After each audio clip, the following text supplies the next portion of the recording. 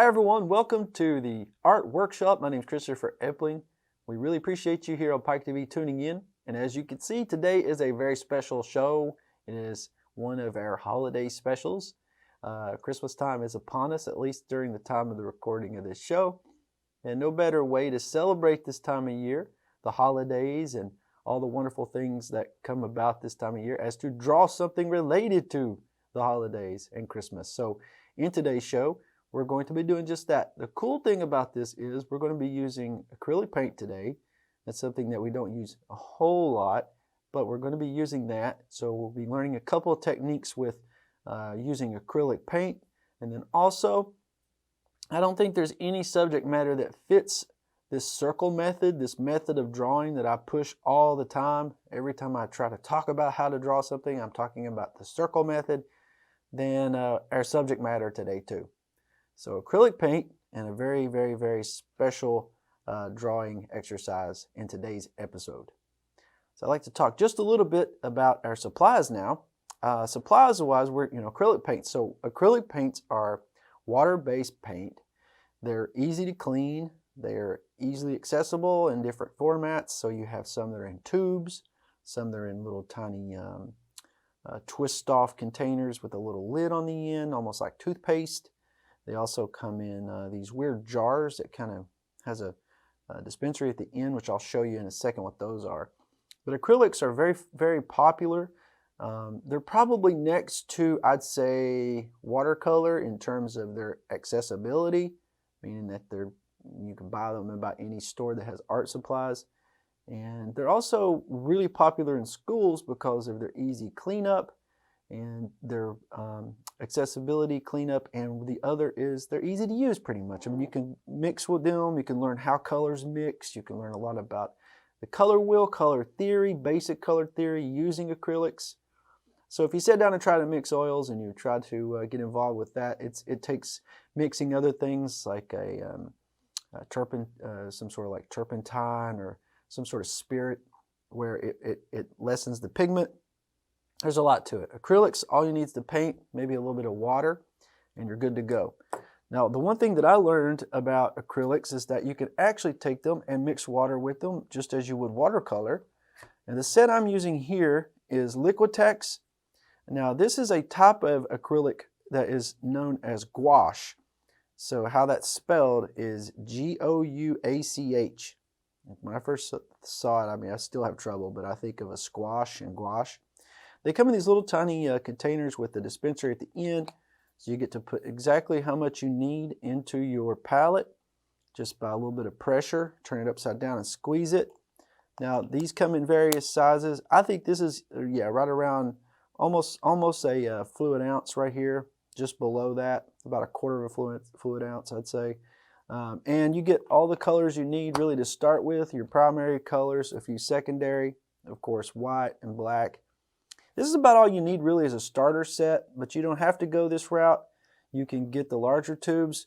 But I encourage everyone before you go and buy, let's say 4 or 5 ounces worth of acrylic paint, I suggest that you try to use them first and see if you like them, because honestly, you may not. Some do, some don't, but it's up to you. But today, that's what we're going to be using. Now, do you need this at home to follow along? Absolutely not. All you really need is pencil, eraser, and hopefully a pen if you have one. Now, the reason I like to use a pen, of course, is to outline whatever it is we've drawn. So now I'm using a kneaded eraser here, so it's an eraser block. You don't need all of this stuff. You really just need 2 things, a pencil with an eraser on it, a pen, and of course something to draw on. The type of paper I'm using is a watercolor-based paper. It's a little bit thicker. It holds this paint a little bit easier. I'm going to be putting a little bit of water in here to mix with. So, if you're going to be using anything that's wet medium, and especially if you're mixing then water inside of that wet medium, your paper should be able to hold it. So that's our supplies. Now, do you need these? All these things? Of course not. You just really can follow along with the basic design here of what we're doing. Pencil, paper, we're good to go. Now, I mentioned the circle method earlier. The circle method involves using basic shapes and then taking those basic shapes and expounding on them you take them and you start to mold them. You move them around, you erase here, you add here. You sketch all along until you get to a point you're happy, and once you're happy with that, you push down a little bit harder with your pencil then, and then after you've pushed down a little bit harder and you got the shape you want, you of course then go back in and you can trace over it with a pen. Start out with me just so you imagine a snowman. Like I said, the subject matter today is perfect for the circle method. Sketch an oval or a circle the best you can, about that big, at the bottom of your paper there. Once you have that, I want you to put a second circle just on top of it. We're building a snowman. So imagine the shape of a snowman. And then the third being up here, right on top like that. Now we have 3 circles. Now each one of those building upon the next. I like to go ahead now and get rid of the circle that overlaps inside of the one above it. This will give us our general shape that we need, because it's really easy to draw a snowman with 3 circles, a couple of dots, and maybe something that looks like a carrot for a nose. And you know, those dots more than maybe 3, but that's all you really need. We're going to go a little bit further than that though. I like to add more detail to something than just something, you know, pretty basic. I like to see a little bit of accessories on the snowman, maybe a little bit of character to the snowman. So we're going to start out first at the top of the head up here. What I want you to do is draw a line going down the middle of that, sort of off to the right just a little bit. This is going to give us where the center of the face of the snowman is. I'm drawing 3 little hash marks. The reason I draw these 3 little hash marks is each one of those tell me on each side of which there will be a feature of the face. So for the top one, we'll have an eye here, here. This is the location of where the carrot will be for the nose. This bottom line, this is the first of the series of pieces of coal that make up the snowman's smile. Now, I want to go ahead at the top of the head now and draw a line. Now watch what I'm going to do. Straight across the top of the snowman. Once you have this line drawn, this is the bill of the snowman's hat. Now, every snowman should have a top hat, I think, or at least most of them should. And that's what we're going to do here. We're adding a top hat to our snowman. Now, usually the types of things that people will put on, if you go out and build a snowman, and just like a scarecrow, you don't put your brand new clothes on something you're going to be placed out in the weather. So usually the features that you find on a character such as a snowman or a scarecrow are used clothing, torn clothing. We keep that in mind now as we're building this, okay? So this isn't a brand new top hat. So the top hat's going to kind of be bent over a little bit. The next thing we'll do before we work on the top though, I want you to drop down just a little bit below that line and draw a line coming out to meet it on each side. Here and over here. That forms almost looks like a halo around the top of the snowman's head. Now the reason I've dropped down just a little bit is because this almost looks like the hat is setting on the snowman's head instead of it being like a paper cutout where there's not a lot of effects of it being like a 3D effect, that it's setting on the head of the snowman. Now start over on the right hand side. I want you to draw a line going up and out towards the left like that. This is the top, going to be one side of the top hat, and then over on this side, a line coming straight up in this direction. Once you get up to about that far, I want you to put the letter Y up here, and here. Now the letter Y is important because this little piece that forms the top of the Y is going to be the bend in the top hat. So now the hat is going to come up, bring it around, and down this direction. See how that worked out? Now we've formed the top hat. You can get rid of a few lines you don't need anymore once you have that at the top. Let's give the top hat a ribbon. So I'm going to go across the bottom, stopping about right there. And once I have this line forming the ribbon, let's put a bow here. Put a letter C. After you have the letter C, give a little bit of a middle part here of the ribbon, and then a backwards letter C here. Now we have the ribbon portion of our snowman. Let's work on the face a little bit more. For the face now, I don't want to just draw circles for coal. Pieces of coal should be jagged. They should have some edges to them. It doesn't have to be a rectangle either, but You know, let's start out, here's the dash for our eyes, so I know there's going to be a piece on this side over here. There's going to be a piece over here. So I'm going to draw a little bit of some shape to these. They're not going to be perfect circles. Maybe a little bit of a jagged line here and there. Now for the nose, this is one part that really confuses students, and me too sometimes, is we're trying to get perspective of something you're drawing. If we're drawing a carrot, it's going to be facing us. Think of Olaf, think of Frosty. When the character is looking at you straight ahead, you only see a proportion of the carrot due to perspective. This snowman is not looking directly ahead, but it is looking, you know, a little bit towards the front of the viewer.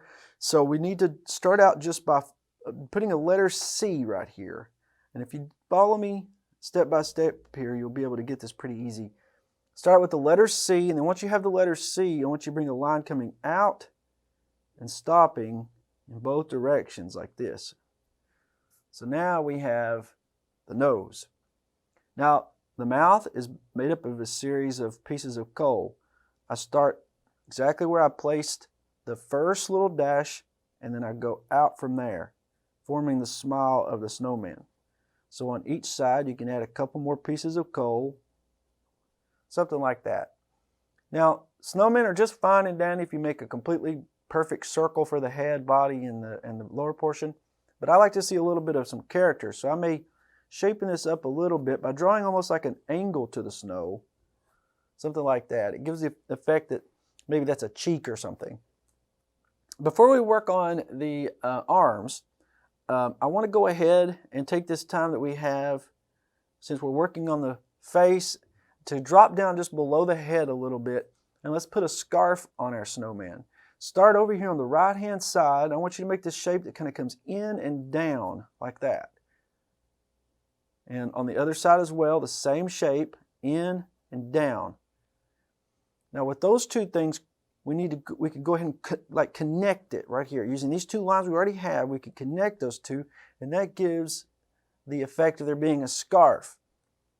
Now going down the body, there should be one end of the scarf. So here, put a wave to it, a little bit of a wave.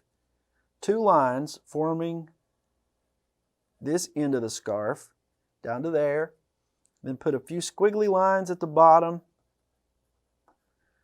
So now we have one piece of the scarf. Now let's work on the second piece of the scarf. The side of the scarf, I'm saying, the other end. There, the other end. I know I'll get it right in a second. The other end is going to be blowing almost like in the wind behind our snowman. So now, drop behind the snowman just a little bit. A line coming out in that direction. Parallel line just below it. Seal it off. Same thing as we did before. Little squiggly lines at the bottom.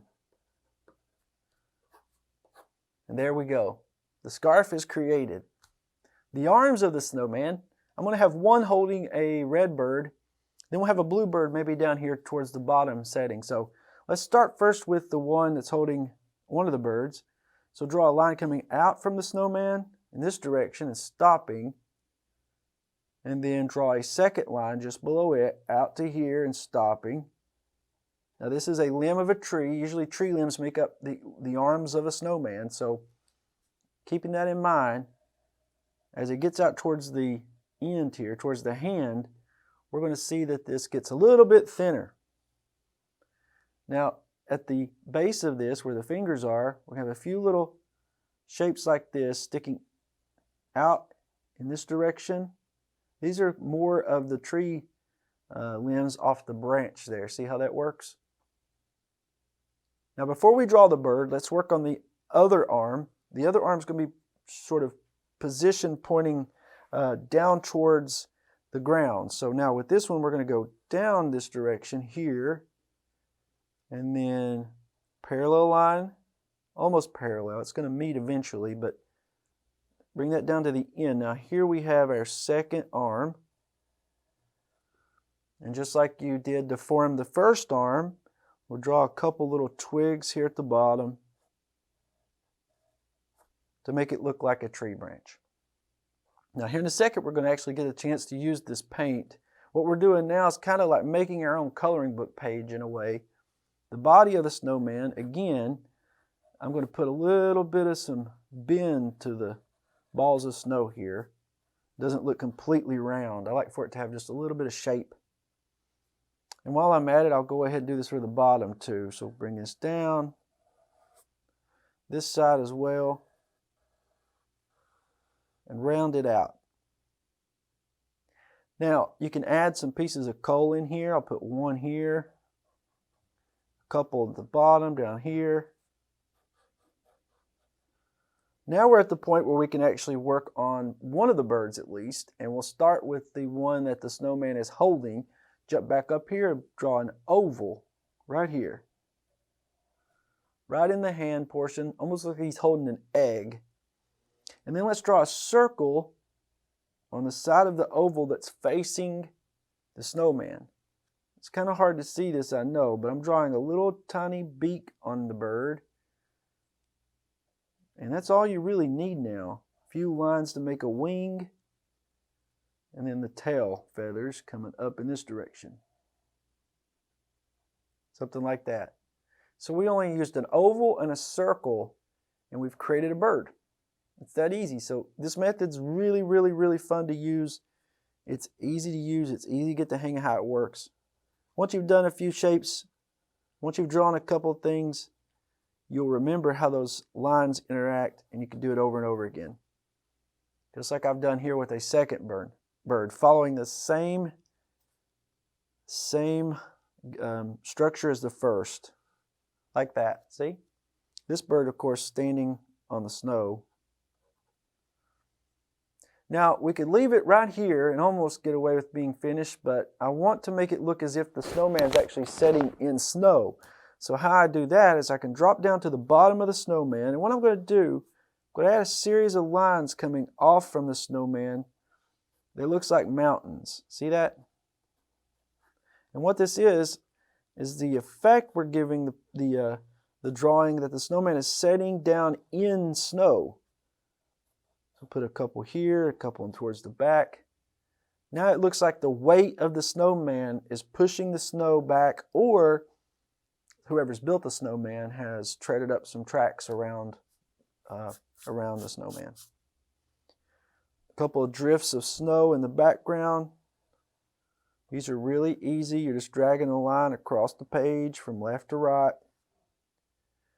And if we want to give the effect that it's cold weather, another thing we could do is up here, right up here towards the top left of the page, let's put a tree in here. Now watch what I'm going to do. We're not going to put a giant tree. We're just going to draw two lines coming up from the snow, like that. And then once you get up here, I want you to draw some lines coming out in either direction, like this. Kind of looks like a Y, letter Y. Once you have that, let's draw a few more lines coming off from these two taller lines. See what I'm doing? I'm forming the structure of a tree now by just drawing the limbs. And all it is a series of lines. Almost looks like the letter Y over and over again. Different lengths. Some have more branches than others. We just keep this up until we have filled out the area that is the tree. Something like that. You can have some overlap one another, and that adds a nice effect to it. Some maybe down towards the bottom, a little bit lower. Like that. Here. There we go. Now, let's put one more in here too. Let's just go ahead and make this one smaller though. This is going to be a little bit smaller. Kind of looks like it's off in the distance a little bit. There we go. A few more. Don't have to put as many on this one. You can still get the effect that this looks like a tree just from that. Now, I think we're almost finished with our portion of where we're actually going to go in and draw, but now we can start to add a little bit of detail in here for our color. Now, before we actually start using the acrylic paint, I'm going to trace over a few areas here with the pen, and only the lines I want to keep, and the rest we do not want to trace over. Like I said, this is almost like building your own coloring book page. As you're doing this, as you're putting detail in here, as you're tracing over the lines you want to keep, this is where you can also continue to actually add detail. So let's say if there's a line that you made with your pencil that you're not too happy about, that you'd like to change, you can actually change that right now. Just don't trace over it or redraw it in a different way. Now, of course, you can always erase. You can always start over on a certain area if you're not happy with it. The reason we don't do a whole lot of refining an image on the show is, of course, time constraint.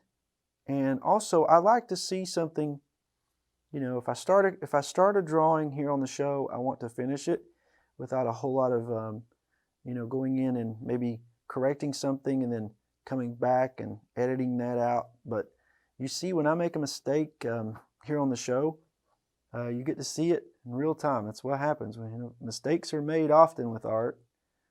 I think Bob Ross said there's no such thing as a mistake, though, with art. Happy accidents, but I for sure do have accidents. I don't know about Bob Ross, but I mean, sometimes I just mess up a drawing. But you can't really mess something up if you're having fun, I don't guess, too.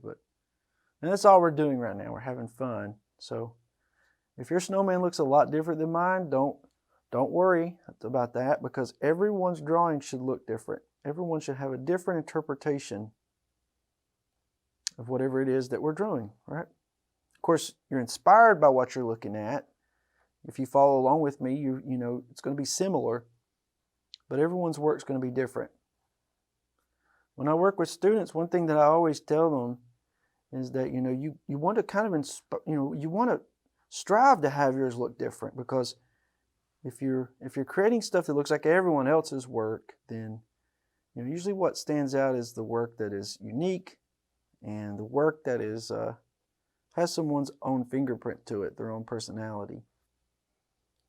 So for the birds here, I'm just putting a little bit more detail now, if you notice, such as on the tops of the heads.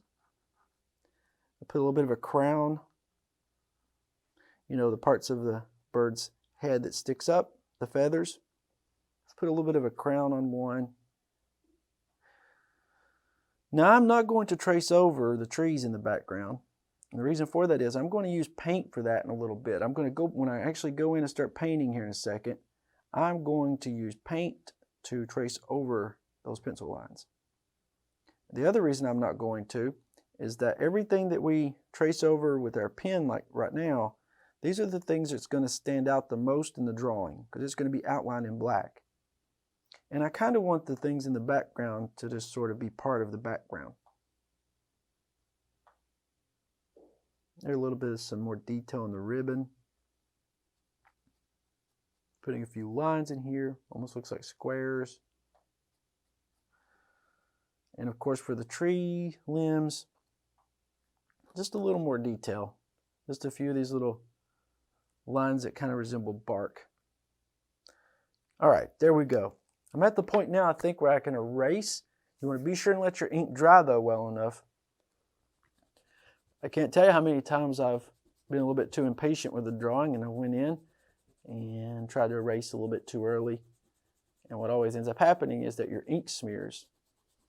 And if you've sat down and you've worked on sketching something out for a very long time, only to have the ink smeared all over it, it's sort of disappointing. So be sure that you allow your ink time enough to dry. If you're using a felt pen, like a Sharpie, usually that time, you know, kind of goes by pretty fast. It dries fairly quickly.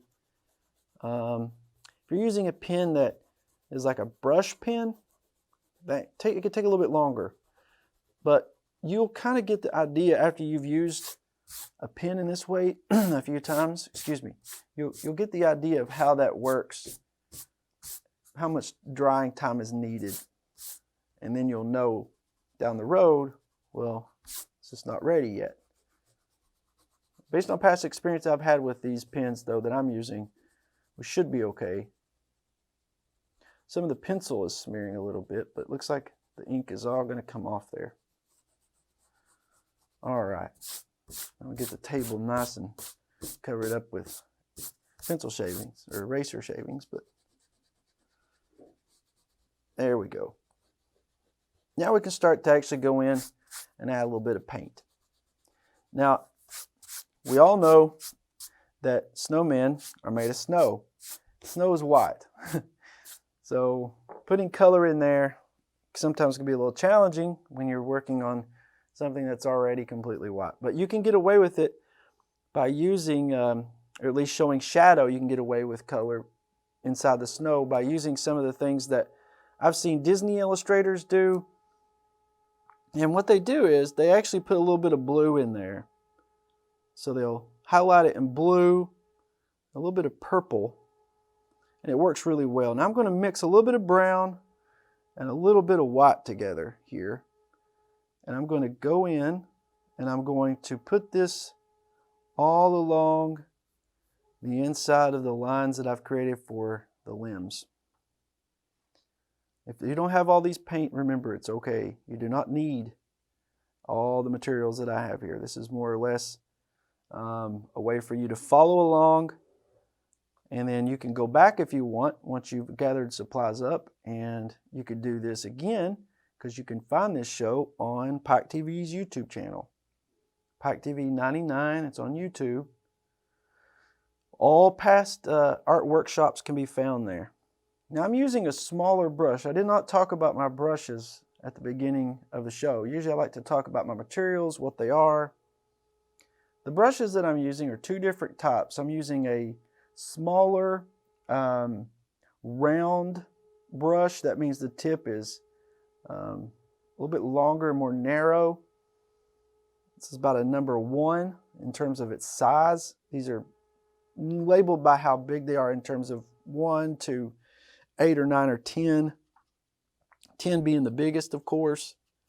This is about a 1. I'm also going to be using this brush, which is a flat brush. Now this is a half size, so this is not even a full size. So a number 1 of a half brush is much, much bigger than that. Now what I'm doing is mixing a little bit of white together with a little bit of black, and I'm going to go up here and put a coat up here on the hat. Notice how fast acrylic paint can be applied to the canvas. You can really get in there and cover a lot of space pretty fast, especially if you add a little bit of water to it. Now this doesn't act exactly like watercolor. Watercolor is a little bit different than gouache or acrylic paints, but at least that it does take water. It is mixable, I'll put it that way. And you can get some nice effects actually out of it too. Down the side of the hat there, and then off to the side. Let's get here on the brim of the hat, going across the forehead to this side. Now while I'm working in black, I want to take advantage of my brush having this pigment in it, and I'm going to mix a little bit more for the coal. This time using a little less white than I used for the top of the hat. I don't want to make this completely solid black though. I want to leave a little bit of gray in there. And the reason for that is I can always go back here in a little bit and work with this thing we call value in art. What you have to keep in mind with value is that every single color has a range from its lightest tone to its darkest. So in order for us to show light contrast for shadow, where our light source is, we really want to focus on using the lightest value of that color for the light source and the darkest for the shadow. So it's just real common sense stuff. But when you start applying it though in paint and mixing and trying to get the perfect value, it can be a little difficult. But for our snowman though, that's why some parts we want to start lighter then go darker. So I'm going to return now to this area here I started. I went a little too dark at first. Now we're going to go back over. This time a little bit lighter. This isn't red. This is almost like a pink. So that's okay for this though, because we can actually go back in, like I said, and rework this, adding some different value. Now for these kind of look, well, my idea for this anyway is almost like a candy cane, so striped look to it. So candy canes typically aren't pink, I know, but you'll see how this kind of works together in a second. Hopefully we'll pull it off and we'll get the effect we're looking for. Put a little bit more red to match the opposite side. A little bit more here. There we go. Over here. And then go lighter. Now we haven't started adding any shadow. Haven't started adding any of that stuff. That's pretty fast. You can do that pretty quickly towards the end once you start to get some areas to dry a little more. And I'll show you what I mean by that in a second. Now I'm going to wash my brush out really good. I'm going to jump up here to this bluebird, getting a little bit of blue, mix it with some white. I want to get a light value of this blue to start with, pretty light. And you can literally coat the entire bird this way. Leave a little bit of white of the canvas poking through in some areas. But we'll go back over in a little bit though and add that nice contrast in there for the value. Do the same thing now with the red, just like we did earlier. Mixing some white in there. So it's gonna look like a pink, almost like a same color as the scarf for a second. But again, once we actually get in here and work with those colors more, it will make sense. There we go. All right, now still continuing with the gray, I want to pull some more black. Use my rag, wash my brush out a little bit, pull a little bit of black out here. I'm going to put some gray inside of the eyes and then each one of the pieces of coal below. For the green, I'm going to pull a little bit of, actually, let's do orange here and mix it with a little bit of blue. There we go. Should start to pull that out in a second. The reason I'm doing that is that I'd like to get a certain type of orange for the ribbon. I think we should be almost good. Add a little bit of white in there. And the other goal is to try to keep your paint from drying on your palette. And in order to do that, you can keep a spray bottle nearby. Spray bottles work really good, and you can just keep on adding a little bit of some moisture to whatever area it is that you're trying to keep wet, and it will help a whole lot to keep that pigment malleable so you can use it. There's also nothing worse than your paint drying on you on the palette. So, all right, there's a little bit of orange up there, not too much. Now we're going to work some more, like I said though, with this change of value in a second. But before we do that, I got a little bit more detail to add in here for the carrot. Pulling a little bit of that orange I just made, orange-ish color I should say, I just made. And you're going to see how this kind of works here on the nose. Pull that out to the end. Now what I'm going to do is after I get this coat on here, last thing I need to do is put some blue in the snow, and then I can add the value. A little bit darker. Now for the tree in the background, all I'm doing is throwing some nice dark tone first on the trunks here. I'm going to leave the tops for very last.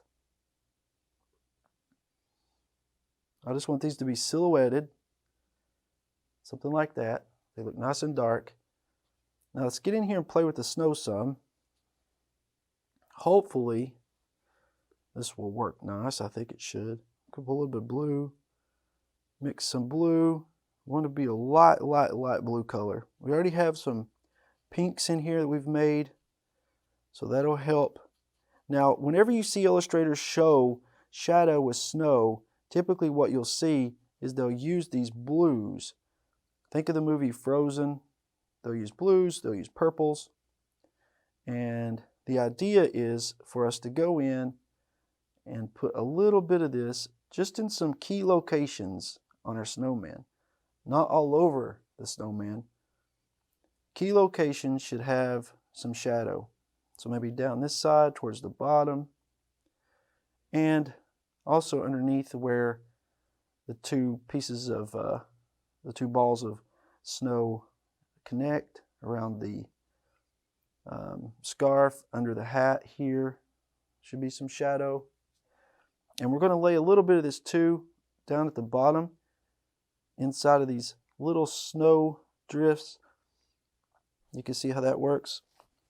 So we have some here, we'll have some over here like this. The more that we add inside of the grooves, the more it looks like there's actually light being reflected on the tops.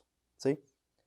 And also in the back here, some of these areas where the snow is drifting, like here, here. There we go. You can start to see how that would work. Now, if we continued with this, going lighter and lighter, so maybe we could add more water, go towards the center of the snowman, it gives the feeling of there being coldness. For the main background, I'm talking about way off in the distance, I'm going to mix a little bit of color together here. I'm going to start at the bottom. I'm going to work my way up towards the top here. I'm going to use the bigger brush, load it up all along the bottom, behind the snowdrifts,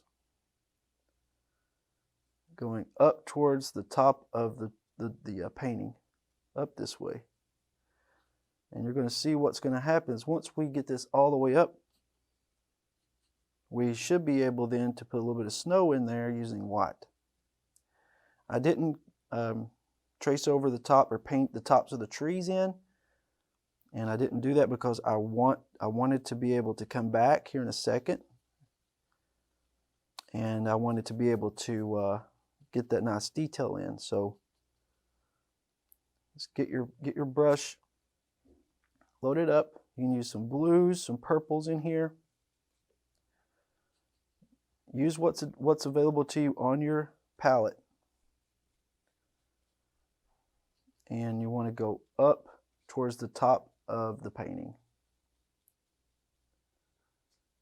Back and forth motions. Get your brush a little wet if you need to. If you need to draw that color out a little bit further, keep on going towards the top. On this side as well. Now, we'll paint right over top of these trees.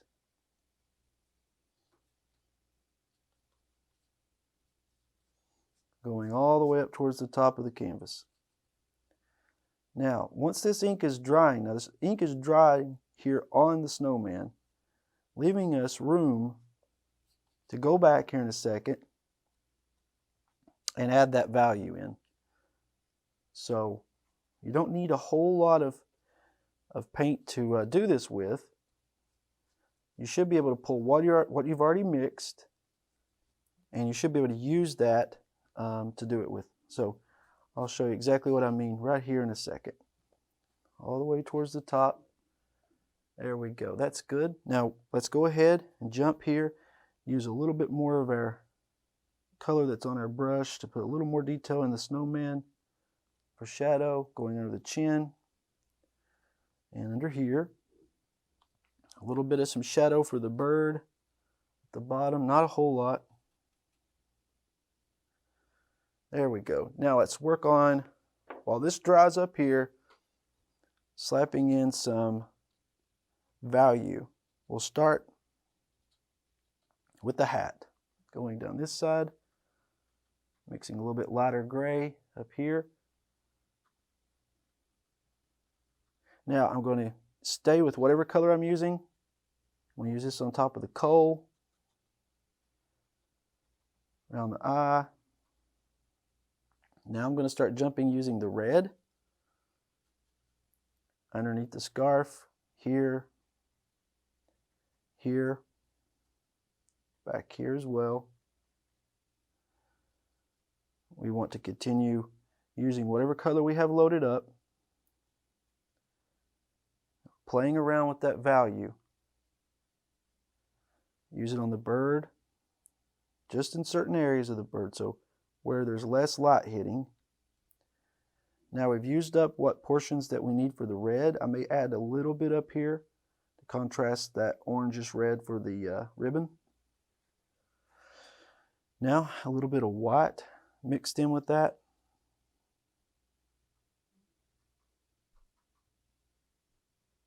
I put a little bit on the opposite side here where the light is hitting.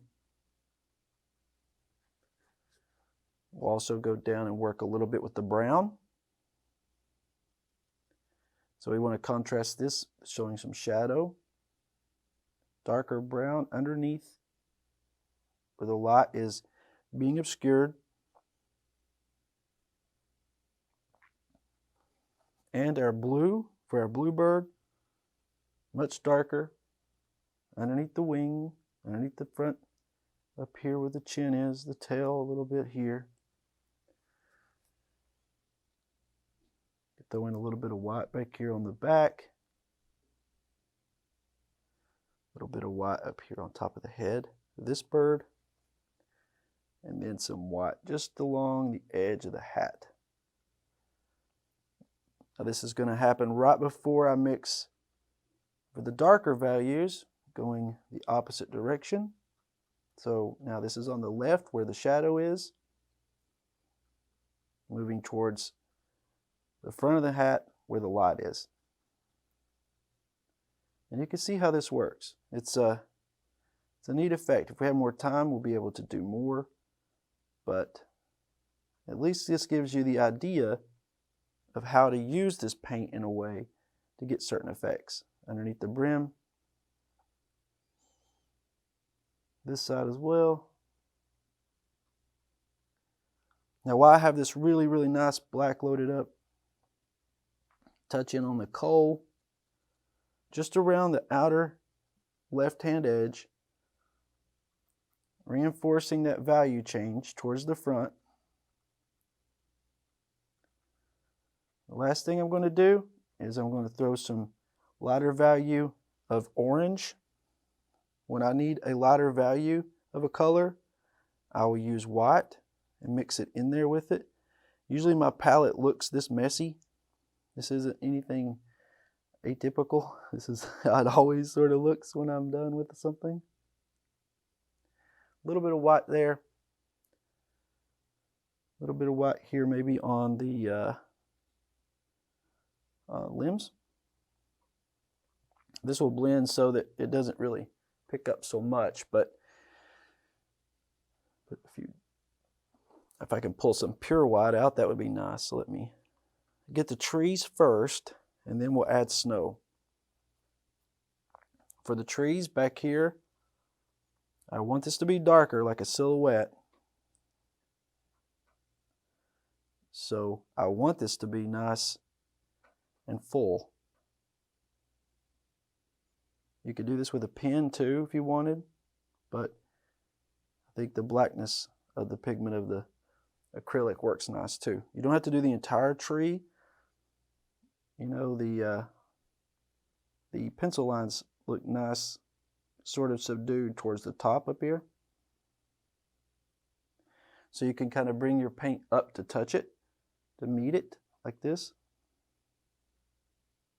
And it widens those branches out a little more. And you could do the same for the one in the way off here in the distance too. Just kind of push down harder as you get towards the trunk of the tree, like that. And some real nice black tones here, and we'll add some snow, and then we're almost done. There we go. That's nice and solid. Now for our ribbon, going up here at the top, one last thing we're going to do for it. We'll jump in here and use a color we haven't used very much at all, if not any, I don't think. This is a darker blue, but I'm going to put some lines going across it like this. We drew those in with our pencil, but we haven't painted them in. And using a color that we haven't used very much, will help to kind of draw the eye up here to it some. So something like that. And then our snow. I think for the purpose of getting a nice hue of white, I'm just going to draw some big droplets using the pointer. So there's different ways you can use your tools. You don't always have to just, you know, pull that paint out on a canvas, on a palette. You can actually go in. When this dries, of course it's going to look humongous, but that's okay. Adds a little bit of texture to your drawing. A few here. There we go. That's one big giant snowflake. And if snowflakes came down this size, you'd probably want to wear a helmet during winter. But thank you so much. I hope you enjoyed this. Acrylic paint, a winter wonderland. Frosty, not so much, but hey, it's our version of a snowman, right? We hope you all have a very Merry Christmas and Happy Holidays, Happy New Year. We appreciate you all so much for tuning in. We hope you enjoyed the show today, and I hope everybody stays warm and safe, and thanks for tuning in. Until next time, I'm Christopher Epling on behalf of Pike TV. Keep drawing.